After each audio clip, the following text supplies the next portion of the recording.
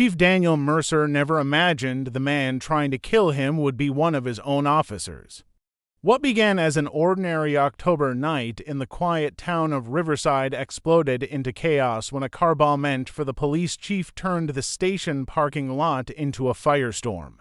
As investigators raced to find the suspect, a familiar name surfaced: Eric Lawson, a disgraced mechanic with a grudge. But as the truth unraveled, it became clear that Lawson wasn't the only one with secrets, and the real enemy was much closer than anyone dared to believe.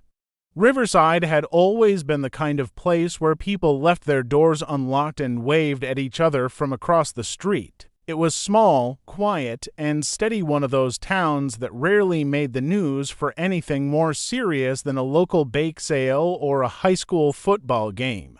The police department was the heart of it all, run by Chief Daniel Mercer, a man who'd been serving the town for nearly 20 years.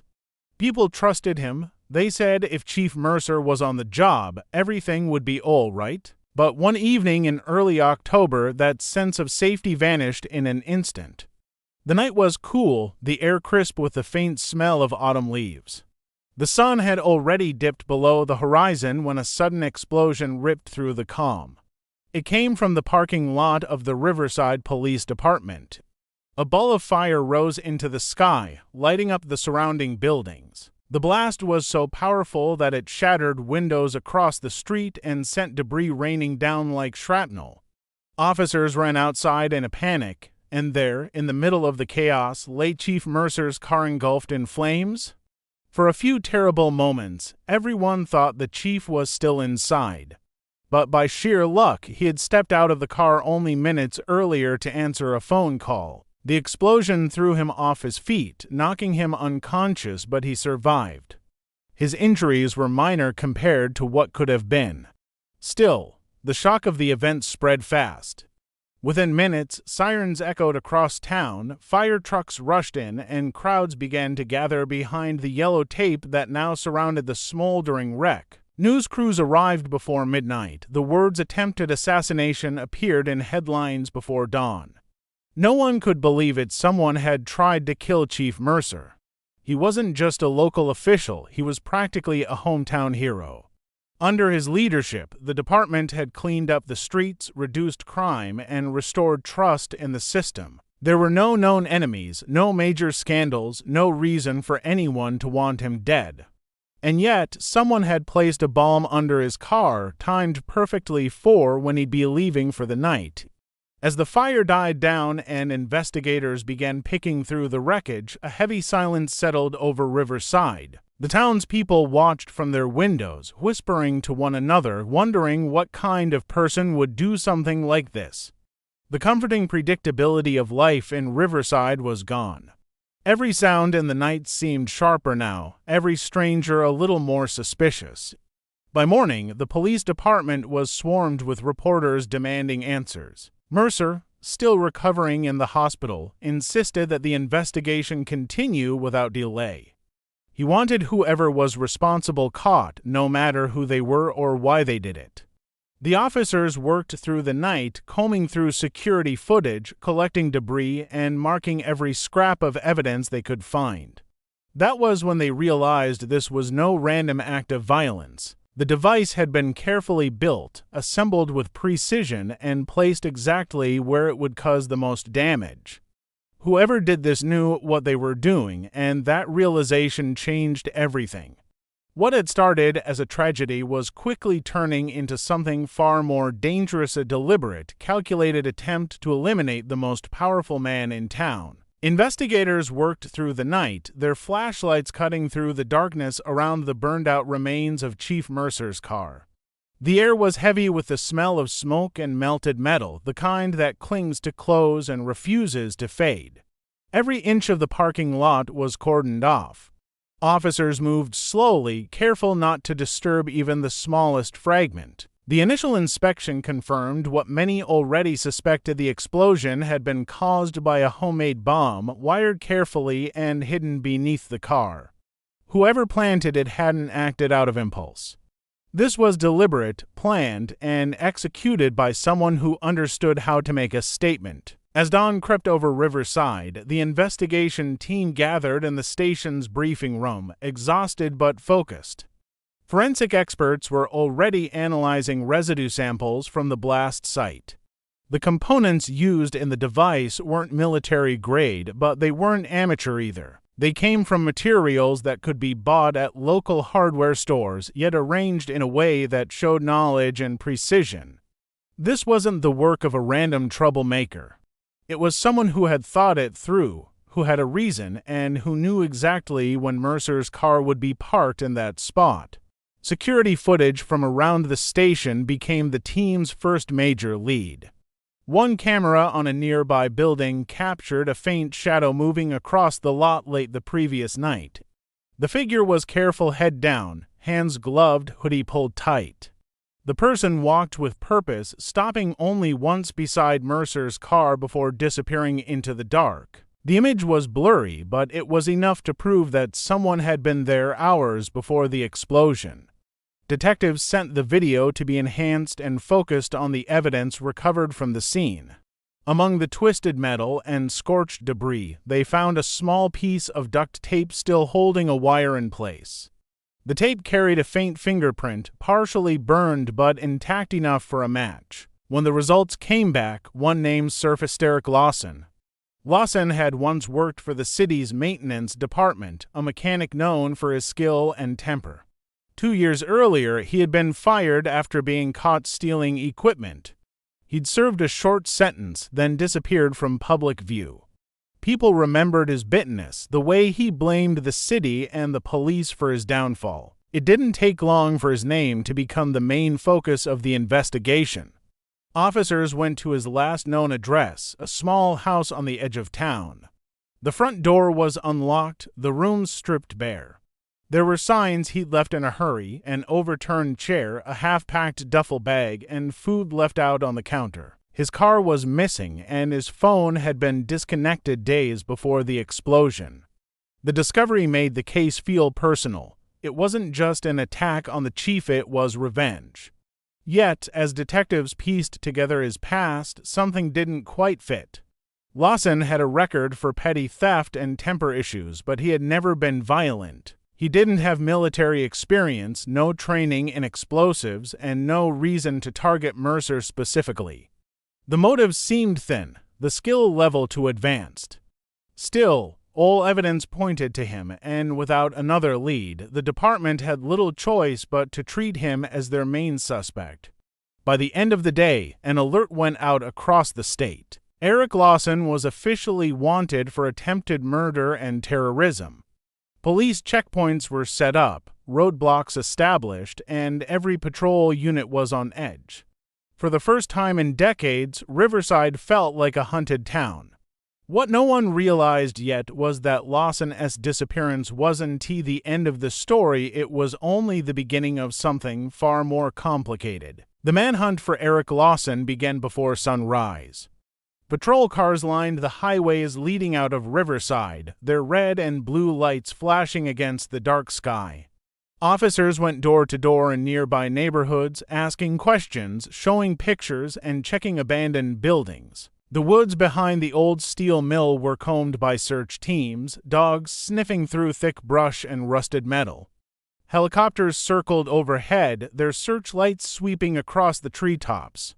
The quiet town that once slept soundly at night was now filled with tension, fear, and the low hum of engines that didn't stop. People locked their doors and stayed close to home.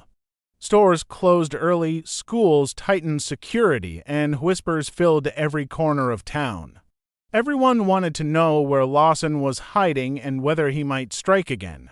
The police urged calm, but the sight of armed officers at gas stations and checkpoints told a different story. It felt as if the town itself had turned into a trap, waiting for one desperate man to be caught. 3 days into the search, a farmer outside of town reported seeing movement near the abandoned steel mill. Officers rushed to the area, weapons drawn, expecting a confrontation. What they found instead was an old jacket hanging from a tree branch near the riverbank. It was dirty, soaked, and covered in mud. Inside one of the pockets was a folded piece of paper. The note was short and written in shaky handwriting. It read he had it coming. The message was taken as a confession. The chief's attacker had admitted guilt, at least on paper. News outlets seized on the discovery, portraying Lawson as a vengeful man out for payback. His photo was plastered across every television screen, every newspaper front page. It looked like the case was closing in on its suspect. Yet, among the investigators, doubt was beginning to grow. One of the forensic analysts pointed out something odd. The handwriting on the note didn't match Lawson's records. Years earlier, when he had been processed for his theft charge, samples of his handwriting had been collected. The loops, the slants, the pressure, it was all different. Another investigator noticed that the jacket seemed too small for Lawson's build. It was a size down from what he typically wore, and there was no sign of his DNA on it. The note, the jacket, the location, it all felt staged, as if someone wanted them to find it. Meanwhile, deeper background checks into Lawson's history revealed something even stranger. He had no known connections to anyone capable of making a bomb, and no evidence showed he had recently purchased the materials used in the device. His bank account hadn't been touched in weeks. His cell phone activity had stopped abruptly 3 days before the explosion. It was as if he had vanished long before the attack even happened. The more detectives looked, the less sense it made. If Lawson had built the bomb, he must have learned somewhere. If he didn't, then someone else had, and that person was still free. As the search continued, Chief Mercer, still recovering, pressed his team to dig deeper. He wanted answers, but each new discovery only led to more confusion. The once clear picture of a man seeking revenge was starting to blur. There were too many missing pieces, too many unanswered questions. By the end of the week, the only thing investigators were sure of was that someone had gone to great lengths to make Lawson look guilty. The deeper they dug, the more it felt like they were chasing a ghost through a maze someone else had built. A week after the failed assassination, the case took an unexpected turn. Investigators, frustrated by the lack of progress in locating Eric Lawson, decided to revisit every piece of evidence from the blast site. They combed through lab reports, rechecked security footage, and cross-referenced supply lists for the bomb materials. That decision changed everything. One of the analysts noticed that the chemical compound used in the explosive had a rare stabilizer, something not commonly sold in hardware stores. It was the kind of material purchased only by licensed industrial suppliers. A quick trace led to a company in a neighboring city that specialized in mining equipment. The record showed that someone had ordered the exact chemicals used in the bomb 2 weeks before the attack. The purchase had been made under a fake business name, Riverside Construction Supplies, but what caught investigators' attention was the delivery address, an unused warehouse on the edge of town. The payment had been made in cash, and the beer had shown identification that later proved to be forged. Security footage from the supplier finally revealed the face behind the transaction. It wasn't Eric Lawson. It was a familiar one-officer, Bradley Hines. Hines had been part of the department for nearly a decade. He was calm under pressure, friendly with the public, and well-liked among his colleagues. He had even helped lead the search for Lawson. At first, no one wanted to believe it. The idea that one of their own could be behind the attack seemed impossible. But the evidence didn't lie. The time stamp on the footage, the receipt signature, and the make of the vehicle used to transport the materials all pointed directly to him. When investigators ran the license plate from the footage, it came back registered to Hines's wife. Detectives quietly began to dig into his background. What they found peeled away the image of the dependable officer everyone thought they knew. Hines had been living far beyond his means: expensive cars, hidden bank accounts, gambling debts, and connections to known criminals in the nearby city. His financial records showed large and unexplained deposits made in cash, and phone logs revealed encrypted messages sent to an unknown number days before the bombing. It became clear that Hines had something to hide. Chief Mercer, still recovering, was briefed privately. The revelation hit him hard. Hines had been one of his most trusted men, someone he had promoted personally. Only a month before the attack, Mercer had launched an internal review into corruption within the department. Several officers were under quiet investigation for misconduct and illegal side dealings. Hines's name had just been added to that list days before the explosion. It now seemed clear that Hines had discovered he was being investigated and decided to act before Mercer could expose him. To protect himself and cover his tracks, he needed a scapegoat. Eric Lawson, with his criminal past and history of resentment toward the police, was the perfect choice. Using access to department files, Hines could easily obtain Lawson's old fingerprints and records. He had the means, the motive, and the opportunity. The pattern of deception grew deeper the more they looked. The duct tape fingerprint found on the bomb components had been planted. The jacket with the note had been staged to throw off suspicion. Hines had manipulated the investigation from within, feeding selective information and directing resources away from himself. For a time, he had nearly succeeded in convincing everyone that Lawson was guilty. By the time investigators confirmed his involvement, Hines had already disappeared. His house was empty, his badge left on the kitchen counter, and his police-issued firearm missing. It was now clear that the person they'd been chasing all along wasn't just a suspect, it was one of their own, and he was willing to do anything to stay hidden. The manhunt for Officer Bradley Hines began before dawn. His sudden disappearance sent shockwaves through the department, and within hours, every law enforcement agency in the county was involved. The betrayal felt heavier than any crime Riverside had seen before. This wasn't just an attack on the police chief, it was a wound from within, one that cut through trust and loyalty like a knife. Hines knew police procedure better than anyone else on the team. He knew how to vanish, how to avoid detection, and how to buy time. That made him even more dangerous. For 3 days, investigators followed dead ends. Hines's car was found abandoned near the county border, its plates removed and fingerprints wiped clean. His bank accounts were empty, and surveillance cameras showed him withdrawing the last of his cash to nights before he disappeared. Every clue suggested he had planned his escape well in advance.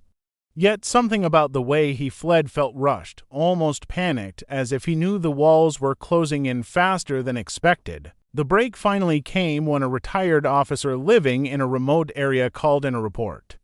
He had spotted a man matching Hines's description near a hunting cabin deep in the woods, about 20 miles outside of town.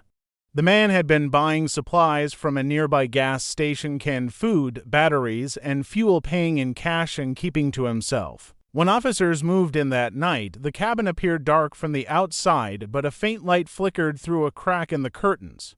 They surrounded the building quietly, every breath held in the cold night air.